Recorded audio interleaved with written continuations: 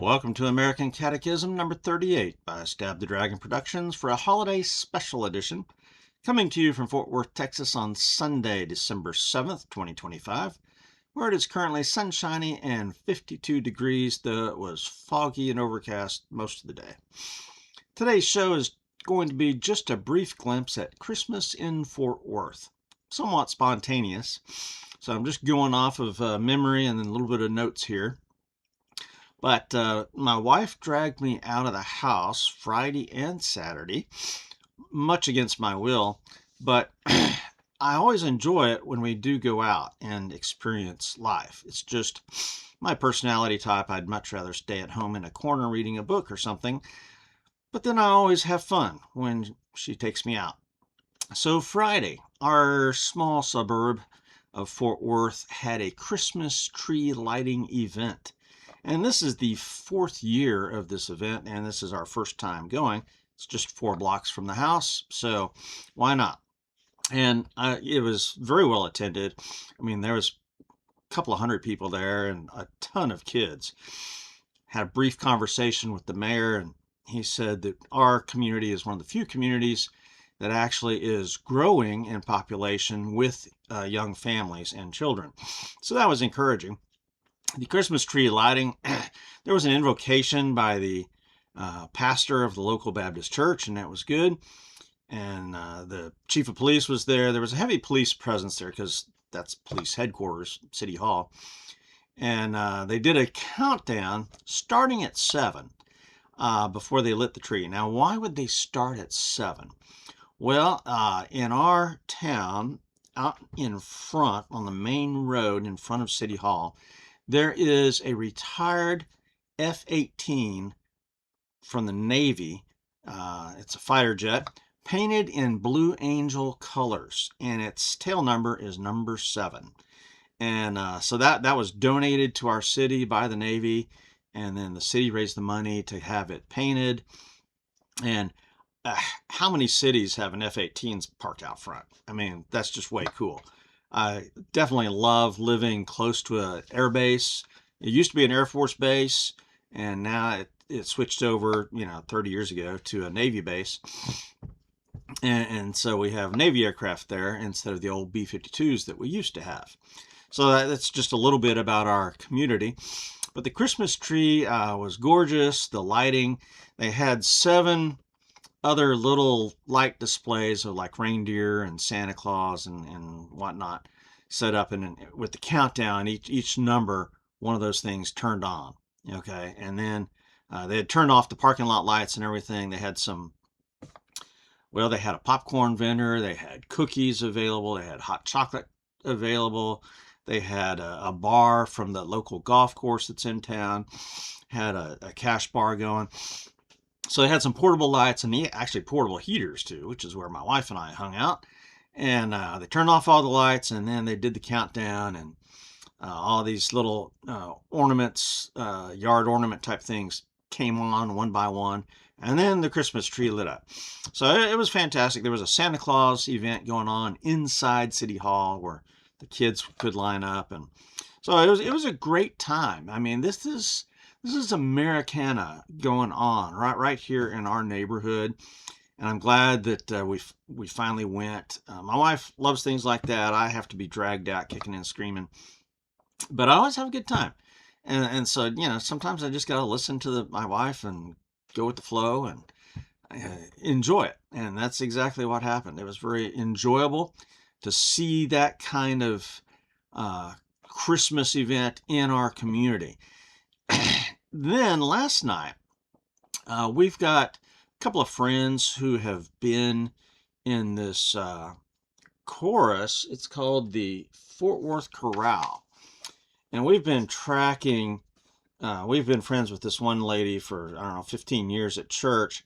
And she went through University of Texas Arlington, the music program. And her professor there is also the director of the Fort Worth Chorale. And her name is, if I didn't look this up, I would totally butcher it. Dr. Karen Keniston French from UTA, and she has been the director of the Fort Worth Chorale since 2019, and she is only the fifth conductor in the organization's 62-year history. So this organization, it used to be called the Schola Cantorum Project, and it's been going on for a long time. Now, my wife sang for 20 years with the Southwestern Baptist Theological Seminary Oratorio Chorus, and I think at one point she got invited to try out for this chorale, but she declined the opportunity. But so we're used for 20 years. I mean, we would go to the Oratorio Chorus Christmas concerts and hear the Messiah every year. But sadly, Southwestern Seminary discontinued that program, much to the loss of the community. And so at any rate, this Fort Worth Chorale, we've been to a few of their concerts, and they are wonderful. And the UTA choir, the a cappella choir that this Dr. Karen Keniston French directed, where our friend sang with for several years when she was in college. That was always a blessing to go to those concerts. So anyway, this was last night, and the program started off, well, first of all, the venue. This is at University Christian Church here in Fort Worth, right across the street from TCU, right? And University Christian Church, when we'd never been there before for anything. We'd been to one other concert at University Baptist, which is a block down. But so we go into this University Christian Church, and the architecture was magnificent. It was just gorgeous, beautiful. All kinds of detailed woodwork, dark wood, stonework. It was stained glass. I mean, this was unbelievably just beautiful, fantastic. And yet, theologically, I know where that church is coming from. I know where that denomination is coming from. And, you know, I am a Reformed Baptist, and so we have a very conservative biblical theology in our church, and this other place, not so much.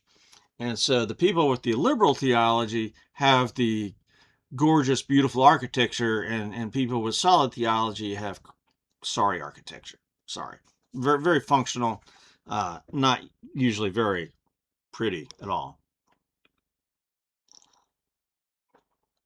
But so anyway, we go into this venue, and the first piece was done in Latin, and there was a gorgeous pipe organ playing, accompanying the choir. And so you start off with Latin, and there was a couple of other Latin pieces throughout. And there was a high school choir from I think it was Western Hills? Yeah, Western Hills High School Varsity Tenor Bass Choir. They were amazing. Just a bunch of high school guys singing, and they were fantastic. And they won all kinds of awards. I mean, this is a very well led choir, a lot of talent there. And, you know, we've listened to choirs all of our lives, and these guys are good.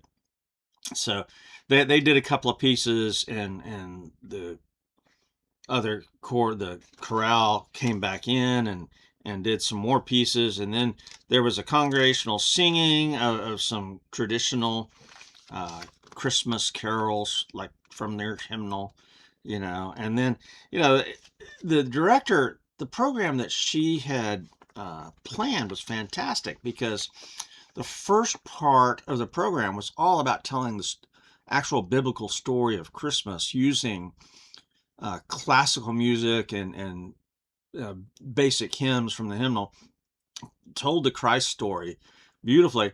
But then she stopped and paused and talked about Christmas when she was growing up, and she's close to our age, and said, okay, so we want to make Christmas personal with your memories of your childhood, and hopefully you had a good childhood here in America and you had good Christmas memories. And so then they did a couple of show tunes from the 1940s, and that were in movies, and those were wonderful. One of them was "Have Yourself a Very Merry Christmas," and that tune came from "Meet Me in St. Louis" with Judy Garland. And when Judy Garland sang that song in that movie, which my wife and I have, which we've watched, it's a fantastic movie. I love Judy Garland. And when she sang that song in the movie, I mean, it's just a tearjerker song. I mean, it's beautiful. So the, the choir sang that, and 'Twas the Night Before Christmas they sang, and it was just fun, right? So it was really a deeply moving experience. A lot of the pieces were accompanied with piano, and an oboe was involved, and they had a percussion section. So pipe organ. This was just magnificent. And, did they charge for admission? Of course. I mean, they have to have money to pay for the professionals that are involved, and pay for the venue and all that. So, yeah, we got in for $22 tickets, two tickets for us. There was people there. It was mainly an older audience, for sure. But there was a handful, a sprinkling of younger people, young couples, even with a baby. I saw a couple of babies. There was some teenagers there. I mean, so it was really heavily weighted towards the older crowd, like us, and even older, actually. A lot of octogenarians there, I'm sure. But there were some younger folks there. But the point of this story is that between the Christmas tree lighting in our little suburb, and then this big, beautiful production at a famous church in Fort Worth on TCU campus, this is Christmas in America. And again, it shows that there is this underlying current of faith. Just using the very term Christmas points to Christ. And so this is an undercurrent that it's been suppressed a little bit. It's been warped a little bit. It's been devalued some through the decades, but Christmas is still about Christ. And getting to celebrate that locally in a variety of contexts was fantastic. And then today, of course, at church, Advent service, and so the music was directed at the Christmas story, and decorations were up in the church, and decorations were up in the Christian church last night. And the sermon this morning, coming from Luke's gospel account of the birth of Christ. So, this is just a fantastic Christmas in America. Decorations in the neighborhood on my way to work this morning are typically beautiful. I mean, a lot of homes really go all out. Some homes just have simple lights, and then some homes have all kinds of Santa Clauses and reindeer and all kinds of decorations in the yard. And so that's always cheerful.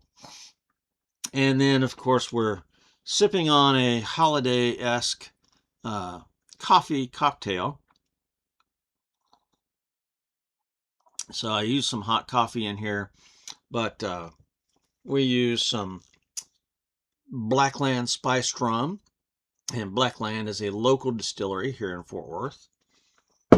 We use some Oak and Eden bourbon and brew, and Oak and Eden is also a local whiskey company, though they don't actually distill. They import their whiskey from Indiana, but then they bottle it here, and they put this, I don't know if you can see it in the bottle, but there is a wooden spire in there that, I mean, this is really dark because the spire had been soaked in coffee, right?